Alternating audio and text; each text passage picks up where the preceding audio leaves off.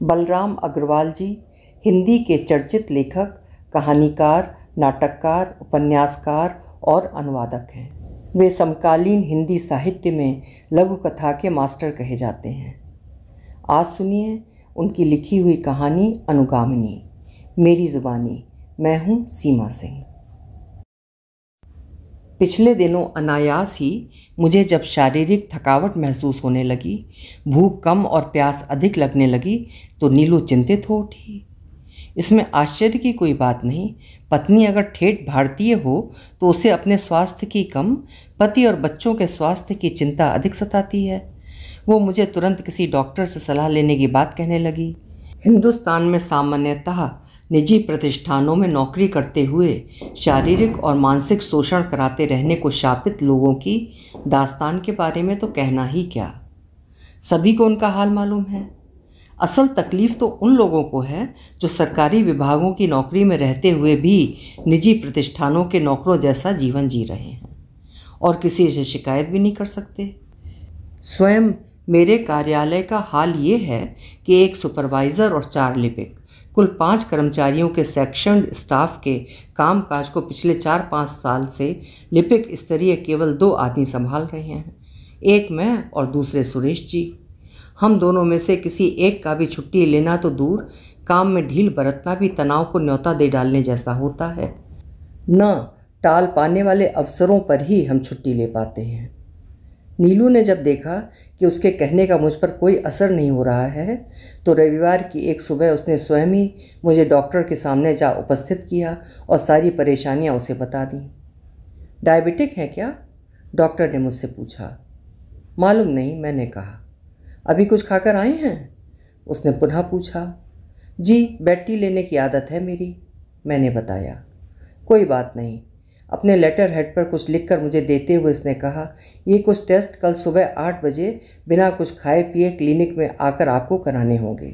Report कल शाम को मुझे मिल जाएगी। परसों सुबह आकर मुझसे मिलिए। अगले हफ्ते करा लूँ? मैंने डॉक्टर से पूछा। मैं तो यही कहूँगा कि रोग को पलने नहीं देना चाहिए, डॉक्टर ने कहा। बाकी जैसी आपकी मर्जी। कल क्यों नहीं? ये सवाल डॉक्टर की बजाय वहीं बैठी नीलू ने मुझसे पूछा। सुबह 8 बजे ऑफिस के लिए नहीं निकला तो ठप हो जाएगा ऑफिस? उसने व्यंग भरे अंदाज में मुझसे पूछा। ऑफिस की नहीं, मुझे सुरेश जी की चिंता है, मैंने कहा। वो बेचारे। कल लेट जाओ ऑफिस को, छुट्टी करो आधे दिन की या पूरे दिन की, मैं नहीं जानती। डॉक्टर के सामने उसने निर्णायक फरमान जारी किया। टेस्टिंग के लिए कल सुबह यहाँ आना है, बस। मेरी एक वरिष्ठ महिला कुलीग मिसेज उषा गुप्ता कहा करती थीं, शुक्ला जी, आयु विशेष पर पहुंचकर ज़्यादातर मर्द अपनी पत्नी के सामने पुत्र समान जीवन व्यतीत करने लगते हैं। इस बात को आप यूँ भी कह सकते हैं कि समझदार पत्नियां आखिरकार पूरे घर की कमान अपने हाथों में थाम लेती हैं, पति ही नहीं, सास ससुर की भी। ये अब से लगभग 20 वर्ष पहले की बात है। तब मैं 31 साल का रहा हूँगा। उनकी बातें मुझे बड़ी अटपटी और बेहूदी लगती थीं। कोई स्वाभिमानी पति कैसे अपनी पत्नी के सामने बच्चा बनकर जी सकता है?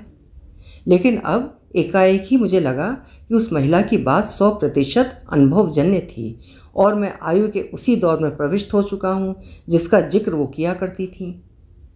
नीलू की घुड़की का डॉक्टर के केबिन में ही प्रतिवाद प्रस्तुत करना मुझे उचित नहीं लगा, सो वहाँ से बाहर निकल आया। क्या मुसीबत है? क्लिनिक से बाहर निकलते हुए मैं नीलू को सुनाते हुए बुदबुदाया, लेकिन उसने मेरी बुदबुदाहट को अनसुना कर दिया। मुझे साथ लेकर वो घर आ गई। सोमवार को अन्य दिनों की अपेक्षा वो जल्दी बिस्तर से उठ बैठी। मैंने रूटीन के मुताबिक ही अपनी आंखें खोली। घड़ी पर नज़र डाली, 7 बज रहे थे। चाय लाना जी, मैंने रोज़ाना की तरह ही नीलू को हाँक लगाई। चाय पानी जो कुछ भी लेना हो, टेस्टिंग के लिए ब्लड एंड यूरिन देने के बाद ही क्लिनिक की कैंटीन में बैठकर लेना आज। रसोई घर से उसकी आवाज़ आई तो मुझे डॉक्टर की सलाह पर नीलू द्वारा तय किया गया अपना आज का कार्यक्रम याद हो आया। मुझे लगा कि ऑफिस की सारी फाइलें भड़बड़ा कर मेरे सिर पर आ गिरी हैं और उन्होंने मेरा सांस लेना दूभर कर दिया है। अंदर ही अंदर मैं थरथरा सा उठा। यार, बिना किसी पूर्व सूचना के इस तरह लेट ऑफिस पहुंचना या छुट्टी पर बैठ जाना नियम के अनुकूल नहीं है। दबे स्वर में ही सही नीलू के निर्णय का प्रतिवाद करता सा मैं बोला, ऐसा करते हैं कि आज ऑफिस जाकर कल के लिए क्या कर लेंगे? मेरी बात पे वो लगभग उग्र स्वर में वहीं से बोली, एक दिन का वेतन काट लेंगे। काट लेने दो यार, बात वेतन की उतनी नहीं है जितनी कि सुरेश जी के अकेले रह जाने की है। मैंने भावनात्मक पासा फेंका। सुरेश जी अकेले क्यों रहेंगे? इस पासे को वापस मेरे मुंह पर मारते हुए उसने कहा, आप क्लिनिक जा रहे हैं या बाघा बॉर्डर? तुमसे बहस करने से कहीं अच्छा है कि आदमी दीवार में सिर मार ले 2-4 बार। मैं झुंझलाया। 2-4 बार नहीं, 10 बार। मेरी इस बात पर वो रसोई से बाहर आकर बोली। इसके साथ ही रोजाना से कुछ बड़ा टिफ़िन कैरियर मेरे बैग में फंसाकर उसने मेज पर टिका दिया। बोली, आधा घंटे से ज़्यादा लेट नहीं होगे ऑफिस के लिए, समझे? फिर भी नमूने देने में अगर कुछ ज़्यादा समय लग जाए और क्लिनिक की कैंटीन में जाकर ब्रेकफास्ट लेने का समय ना रहे तो ऑफिस के लिए निकल जाना सीधे। लंच के अलावा भी कुछ सामान रख दिया है, ऑफिस में जाकर खा लेना चाय के साथ। अन्य दिनों के मुकाबले 45 मिनट पहले टिफ़िन लगाकर सामने रख दिया था उसने। मैं एक अक्षर भी आगे ना बोल सका। उसके दबाव के चलते उसी दिन क्लिनिक जाकर मैंने जांच के लिए खून और पेशाब के नमूने दिए और लगभग सही समय पर ऑफिस जा पहुंचा। मैंने हालांकि उसको यही उलाहना दिया कि उसकी नादानी की वजह से मैं नाहक ही 1 घंटा देर से ऑफिस पहुंचा। तीसरे दिन उसने मुझे पुनः डॉक्टर के सामने जा उपस्थित किया। आपको 2nd स्टेज डायबिटीज़ है मिस्टर शुक्ला। मेज पर रखे बहुत से लिफाफों में से मेरे नाम वाले लिफाफे से निकाल कर रिपोर्ट को पढ़ते हुए उसने कहा, बट यू डोंट वरी, भीतर किडनी लंग्स वगैरह सब ठीक ठाक हैं, कुछ बिगड़ा नहीं है अभी। ये एक गोली और एक कैप्सूल सुबह नाश्ते से 10-15 मिनट पहले लेना शुरू कर दीजिए बस। इन दवाइयों के अलावा कुछ और? नीलू ने पूछा। कुछ नहीं, उसने कहा, मीठी चीज़ें खाना एकदम बंद। काउंटर से एक डाइट चार्ट ले लेना, खाने का शेड्यूल उसके अनुसार रखने की कोशिश कीजिए। शुगर कंट्रोल रखेंगे तो सब ठीक ठाक चलता रहेगा, डोंट वरी। घूमने जाते हैं? जी नहीं, नीलू ने बताया। जाने लगी है मिस्टर शुक्ला? उसका जवाब सुनकर डॉक्टर ने मुझसे कहा, शुगर कंट्रोल रखने में बड़ी मदद मिलती है। ये सब बातें उसने क्योंकि नीलू की उपस्थिति में कही थीं, इसलिए इनमें से किसी एक को भी उससे छिपा पाना मेरे लिए असंभव था। तात्पर्य यह कि डॉक्टर की सलाह के अनुरूप उसी दिन से चीनी मेरी चाय से रफू चक्कर हो गई। वस्तुतः तो चाय के नाम पर मुझे एक प्याला काढ़ा थमाया जाने लगा। दूसरे, उसने मुझे सुबह शाम पार्क में भी भेजने का दबाव बनाना शुरू कर दिया। सच कह रहा हूँ, घूमने जाना मेरी प्रकृति में कभी नहीं रहा नीलू। मैं उसके सामने कई बार गिड़गिड़ाया, लेकिन बेकार। उसने मेरी एक न सुनी। एक रात सुबह 5 बजे का अलार्म लगाकर सो गई। सुबह अलार्म बजते ही खुद उठ बैठी और मुझे झिझोड़ती हुई बोली, कपड़े पहनकर तैयार हो जाइए, घूमने चलना है। क्या मुसीबत है यार, तुम तो पीछे ही पड़ जाती हो। चादर को कुछ और जकड़ते हुए मैं उस पर झुंझलाया, लेकिन उस झुंझलाहट का उस पर कोई असर ही नहीं पड़ा। उसने पुनः मुझे झिझोड़ डाला। उनीदा सा मैं तकिए को गोद में रखकर बिस्तर पर बैठ गया। आंखें खोलकर देखा तो घूमने जाने के लिए एकदम तैयार उसे सामने खड़ी पाकर बोला, तुम भी साथ चलोगी तो नाश्ता कौन बनाएगा बच्चों के साथ रखने के लिए? वो सब कल सोचना, उसने कहा, आज रविवार है। हे भगवान, मैं मन ही मन बुदबुदाया। इस औरत से बच पाना बेहद मुश्किल काम है। शौचालय से निपट कर मैंने कुल्ला किया और कुर्ता पजामा पहनकर मरे कदमों से उसके पीछे पीछे हो लिया।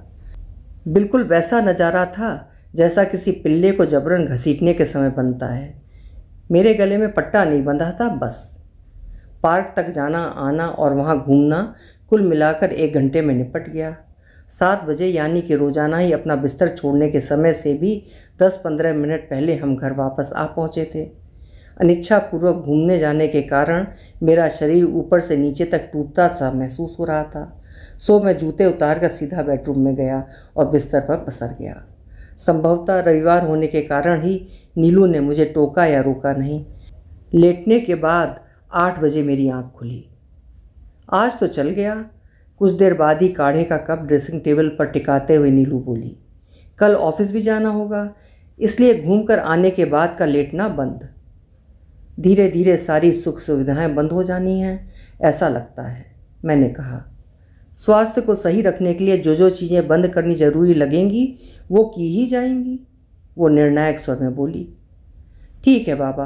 काढ़े का कप टेबल से उठाते हुए मैंने मुस्कुराते हुए गाया, सुख भरे दिन बीते रे भैया, अब दुख आयो रे।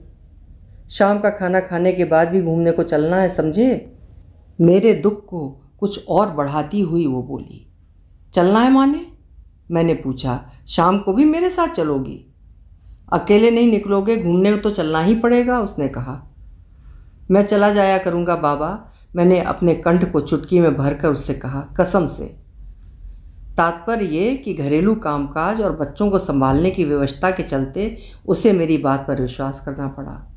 नीलू के साथ घूमते हुए पहले दिन ही मैंने इस व्यवस्था से मुक्ति की जगह तय कर ली थी। पार्क के गेट से दूर वाले छोर पर एक पेड़ के नीचे सीमेंट की बनी एक बेंच रखी थी। अगली सुबह मैंने उसी पर जाकर बैठना और लेट जाना शुरू कर दिया। अपने मोबाइल में ठीक 7 बजे सुबह का रिपीट अलार्म सेट कर लिया था। वो बजता, मैं जागता और तरोताज़ा मूड में घर वापस आ जाता। रविवार और राजपत्रित अवकाश के दिनों को छोड़कर लंबे समय तक मैं उस सुख को भोगता रहा। फिर एकाएक ही सुख के उन क्षणों पर वज्रपात हो गया। हुआ यूँ कि किन्हीं प्रशासनिक कारणों से बच्चों के स्कूल 2 दिन के लिए बंद घोषित कर दिए गए। तीसरे दिन रविवार था, सो उनके स्कूल की 3 दिन की छुट्टी हो गई। नीलू ने उन तीनों दिन बच्चों को पार्क में घुमा ले आने का कार्यक्रम बना लिया। उसकी दृष्टि से देखा जाए तो ये सब मुझे बताने की कोई ज़रूरत उसने नहीं समझी। पहले दिन मैं अपने रूटीन के अनुरूप घर से निकला और पार्क की बेंच पर जा पसरा। मेरे जाने के 15-20 मिनट बाद ही, जैसा कि नीलू और बच्चों ने तीसरे यानी रविवार वाले दिन घर पहुंचने पर मुझे बताया, वे भी वहां जा पहुंचे। दौड़ लगाते हुए पार्क में बच्चे पहले दाखिल हुए। घूमते घामते मुझे तलाशते सबसे पहले उन्होंने ही मुझे बेंच पर सोया देखा। वे वापस मुड़े और इसकी शिकायत अपनी मॉम से कर आए। उसने उनको समझाया कि वे अब उस बेंच की तरफ न जाएं और डैड को, यानी कि मुझे इस बारे में ज़रा भी शक न होने दें कि हमें यह सब पता है। कमाल की बात यह रही कि दोनों बच्चे अपनी माँ के पक्के चमचे निकले। समर्पित माएँ बिना प्रयास ही बच्चों को अपने अनुरूप ढाल लेती हैं, ये मैंने तभी जाना। उसके बताने से पहले उन बदमाशों ने तिल भर भी इस रहस्य से अपने परिचित होने की भनक मुझे नहीं लगने दी। मैं करीब 7:15 बजे घर पहुंचता था और वे तीनों मुझसे आधा घंटा पहले ठीक 6:45 बजे। उसके बाद ऑफिस के लिए मेरे निकलने तक घर का माहौल वे ऐसा बनाए रखते थे जैसे कि स्कूल जा चुके हों और घर पर हों ही नहीं। इस नाटक का पर्दाफाश तीसरे दिन संयुक्त रूप से उन तीनों ने स्वयं ही किया ये कि उस दिन पार्क में इधर उधर खेलने न जाकर वे मेरी बेंच के आसपास ही घूमते रहे, किसी भी प्रकार का शोर किए बिना। ठीक 7 बजे मेरे मोबाइल का अलार्म टिनटिनाया। मैं उठकर बैठ गया और आंखें खोलकर सामने जो देखा तो नीलू और बच्चों को घास से बैठकर आसन करते पाया। अरे तुम लोग, मैं अचकचा कर बच्चों से बोला, स्कूल नहीं गए आज? नहीं, मॉम ने आज स्कूल की छुट्टी करा दी, चिंटू ने कहा। मुझे लगा कि नीलू मुझे चेक करने की नीयत से ही पार्क में आई होगी बच्चों के साथ, सो अपने लेटे होने की सफाई देते हुए बोला, घूमते घूमते थोड़ा थक गया था इसलिए। लो सुनो, हमने कुछ पूछा भी है? मेरे बोलते ही नीलू ने दोनों बच्चों से कहा। आप तो गए डैड। उसके ये कहते ही दोनों बच्चे एक साथ बोले, mom is the don in such circumstances you know. अरे यार, मैं गिड़गिड़ाते स्वर में बोला, मैं कभी झूठ बोलता हूँ क्या? कभी नहीं, कभी नहीं। दोनों बच्चे व्यंग पूर्वक होंठ बिचकाते गर्दन हिलाते हुए बोले। अच्छा मजाक छोड़ो और घर चलो, मैंने कहा 7 से ऊपर हो चुके हैं, मुझे ऑफिस के लिए निकलना भी है। मेरी इस बात पर किसी ने कुछ नहीं कहा। सबके सब उठकर खड़े हो गए। वहाँ से चलकर हम घर आए। मैंने यथासंभव अपने आप को सामान्य बनाए रखा। घर पहुंचकर नीलू ने साबुन से हाथ पैर धोए, रसोई घर में गई, अपने और बच्चों के लिए नाश्ता व मेरे लिए काढ़ा तैयार कर लाई और बोली, कल से पार्क में अपना मोबाइल साथ नहीं ले जाएंगे आप। उसका ये वाक्य सुनकर मेरे गले में चाय का फंदा लगते लगते बचा। अरे यार, मैंने स्वर को सामान्य रखते हुए कहा, तुम विश्वास क्यों नहीं करती हो मेरी बातों पर? उसका कारण तो अभी इसी समय ये बच्चे आपको बता देंगे, उसने भी सहज स्वर में ही कहा। बहरहाल कल सुबह से पार्क में अपना मोबाइल साथ नहीं ले जाएंगे आप। उस 1 घंटे के दौरान कहीं से कोई कॉल आ गई तो? मैंने प्रतिवाद किया। या घूमते घूमते मुझे ही तुमसे या तुम्हें मुझसे कुछ कहना पड़ गया तो? कोई भी कॉल मिस नहीं होगी, वो पूर्वत बोली। आपका मोबाइल हाथ में लेकर मैं पीछे पीछे चला करूंगी आपके। क्या? ये शब्द कुछ इस तरह निकला कि मेरे मुंह में भरा सारा काढ़ा बाहर आ पड़ा। अभी आप सुन रहे थे बलराम अग्रवाल जी की लिखी हुई एक मज़ेदार कहानी अनुगामिनी। उम्मीद है कि आपको ज़रूर पसंद आई होगी। कल फिर मिलेंगे। आपका समय शुभ हो।